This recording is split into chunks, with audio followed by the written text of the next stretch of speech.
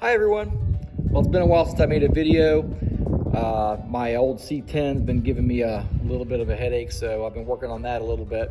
But I got out this morning and I got some, I got a battery for the car. I got some oil.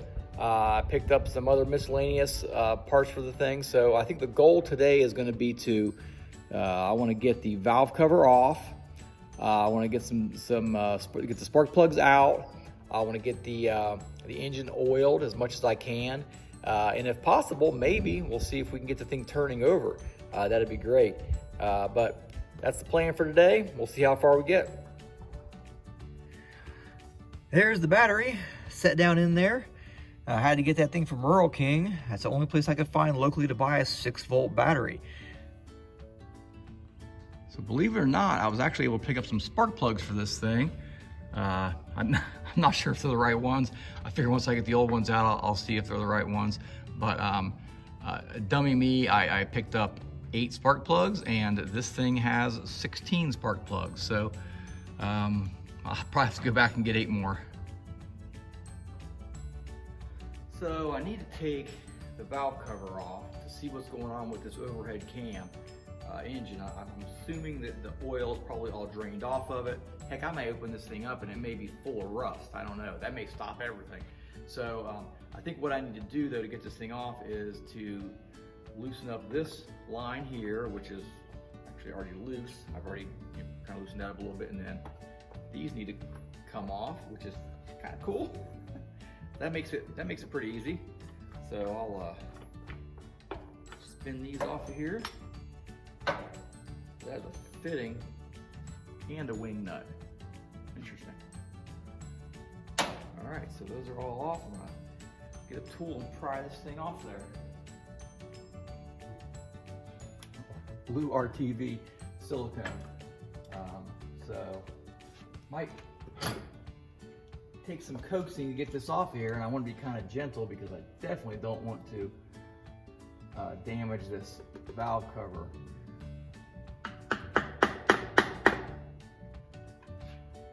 I think what I might do is, I have another valve cover back there, so I think what I might do is go look at the valve cover and just see how it's configured to make sure that it doesn't have like a flange or anything in there that I'm going to run into, I'm going to damage before I start pounding too much.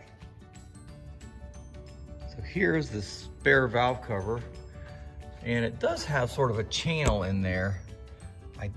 I'm assuming that that's where the gasket sits and doesn't probably match up with anything on the engine, so I should be pretty safe to start prying around the existing valve cover. Do I hear it moving? What I'm doing is I'm sticking the screwdriver in between the valve cover and the head, giving it a little twist, just very thin screwdriver so that I don't damage anything. I am recording. You just walked into a moment. Okay. This is Brooke.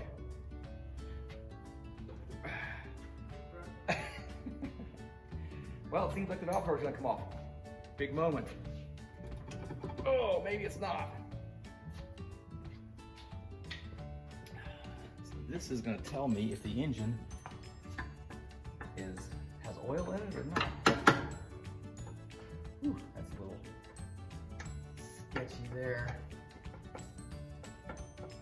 Interestingly enough, I see a crack in the valve cover right here, and I didn't do that, so that was already like that. So that will be something that I'll have to address. Luckily, I have another valve cover, so I might have to use that one.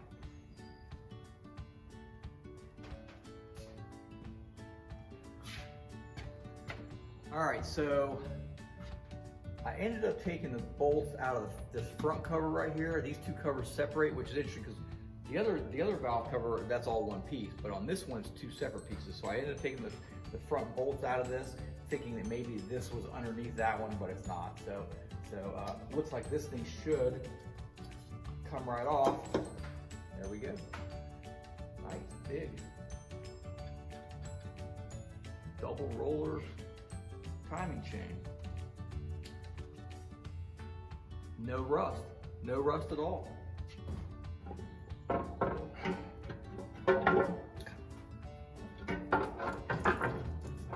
Caught back here. Oh, gasket's caught. There's an actual gasket on there.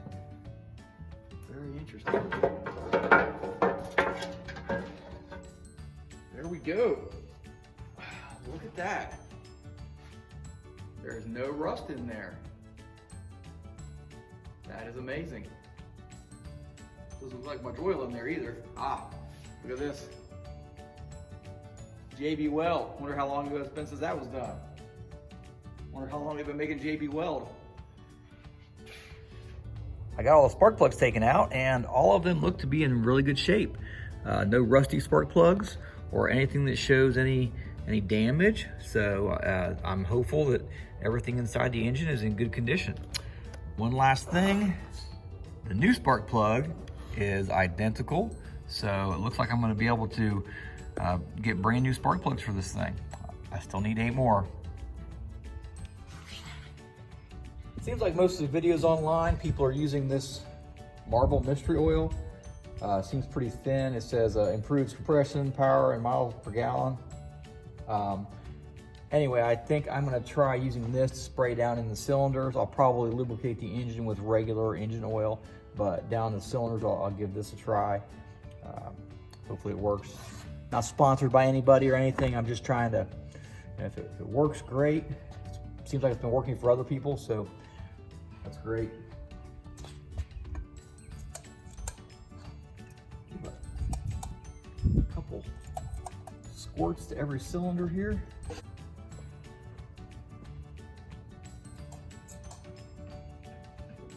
I've lubricated the camshaft, so I've got a little bit of oil on every one of those lobes.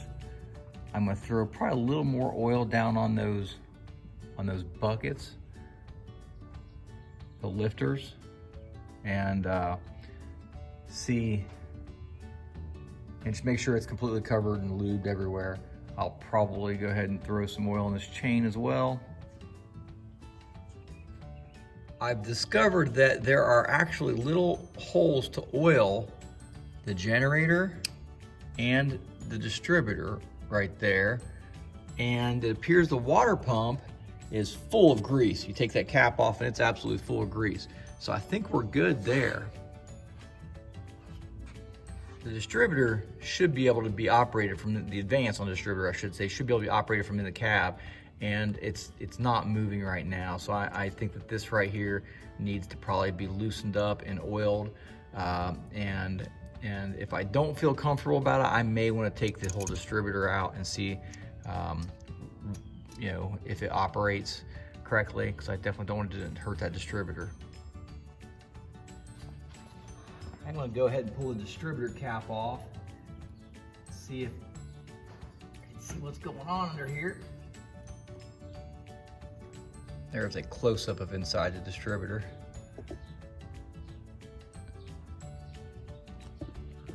That cap does have a crack right there, so I'll be replacing that. I do have another one.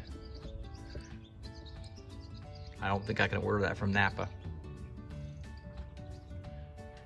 All right then, I went ahead and pulled the distributor out. I was a little worried to make sure that it actually operated properly and it spun and nothing was frozen up in there and it didn't damage anything, so went ahead and pulled that out. I've run into my first problem. This distributor turns here, but doesn't turn down there. So I'm not exactly sure what's going on inside here. You would think that that would be a straight shaft straight through, but maybe because of the advance and the way that operates, that's not the case. So I've put some penetrating oil on this and penetrating oil on the bottom to see if I can get this thing operating. All right, what I'm gonna do now is I'm gonna try to rock the car and to get the engine to turn over just through the drivetrain. So, oh, there it goes. Okay, I can see it moving. It's going back and forth, the chain's moving, the fan's moving. So that tells me that there's some movement in the drivetrain. So now I'll move on to the crank and see if I can turn it over with the crank.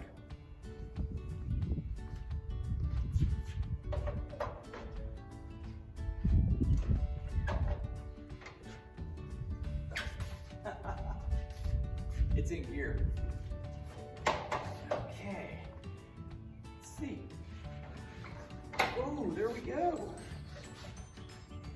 All right. It turns over. Well, that noise you're hearing is the misalignment of this crank. It doesn't really sit on there straight because this bumper is right in the way. So, yep. Motor turns over. Awesome. So here's some interesting photos that the curator of the Indiana State Museum sent me. They have a 1927 STuTZ in their exhibit. So I'd like to head out there one of these days soon to take some pictures of that car, to document the location of certain things like wiring and whatnot, to help me assemble this car. Well, I hope you've enjoyed the video. I'm going to keep going with this video series. I'm going to get this thing going, eventually hopefully running, and then maybe even on the road. Like, subscribe, leave me a comment. I'd really like to hear your thoughts on this, thoughts on the car, and even if it's a negative comment, I don't care. Tell me what you think. I appreciate it. Bye.